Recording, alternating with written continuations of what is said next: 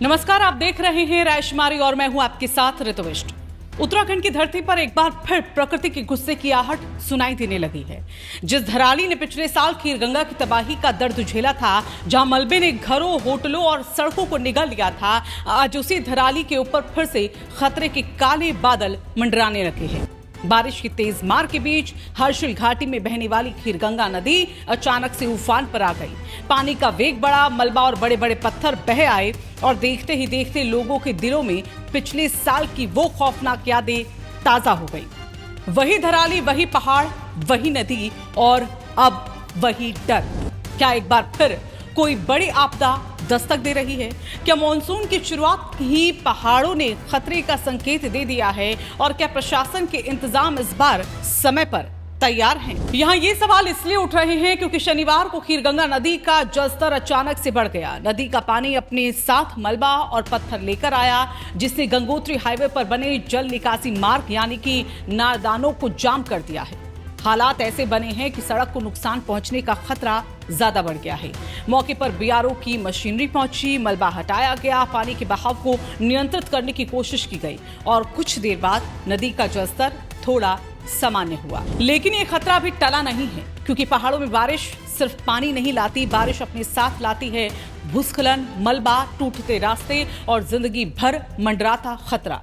धराली के लोगों के लिए खीरगंगा सिर्फ एक नदी नहीं है, ये उस दर्द की याद है जिसे वो आज तक भूल नहीं पाए हैं। पिछले साल अगस्त में खीरगंगा ने एक ऐसा कहर बरपाया था कि धराली गांव की तस्वीर बदल गई।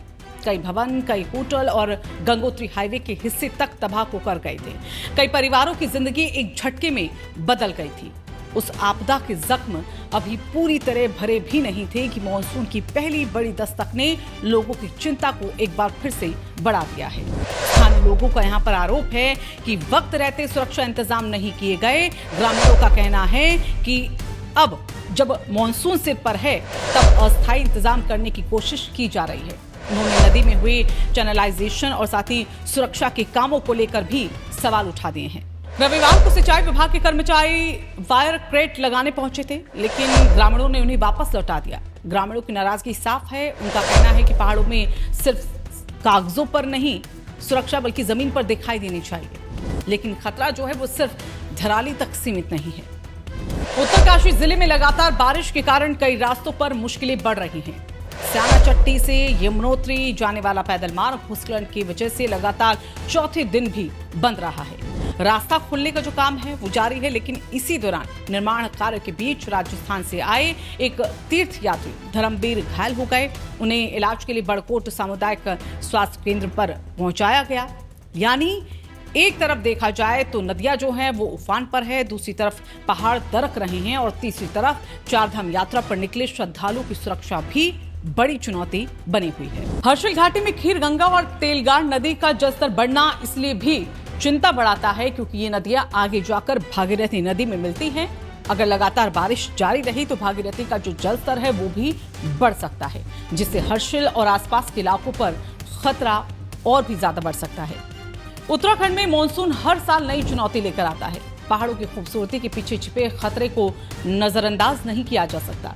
जरूरत है कि प्रशासन अलर्ट रहे, स्थानीय लोग सतर्क रहें और पर्यटक और तीर्थयात्री मौसम की हर चेतावनी को यहाँ गंभीरता से भी लें, क्योंकि पहाड़ों में हालात बदलने में देर नहीं लगती। एक पल पहले शांत दिखने वाली नदी अगले ही पल विनाश का रूप भी ले सकती है। फिलहाल धराली और हर्षिल पर प्रशासन की नजर बनी हुई है। लोगों से अपील की गई है कि नदी किनारे जाने से बचें, सुरक्षित स्थानों पर रहें और किसी भी खतरे की स्थिति में तुरंत ही प्रशासन को इसकी जानकारी दें, सूचना दें। तो आप भी उत्तराखंड के इस हालात पर अपनी राय क्या रखते हैं, जरूर बताइएगा। क्या पहाड़ी इलाकों में मॉनसून से पहले सुरक्षा इंतजाम और मजबूत हो जाने चाहिए? वीडियो पसंद आया हो तो इसे लाइक जरूर कीजिएगा, अपने दोस्तों और परिवार के साथ भी इसे शेयर करें और उत्तराखंड की हर बड़ी खबर सबसे पहले देखने के लिए रायशुमारी चैनल को सब्सक्राइब करना ना भूलें।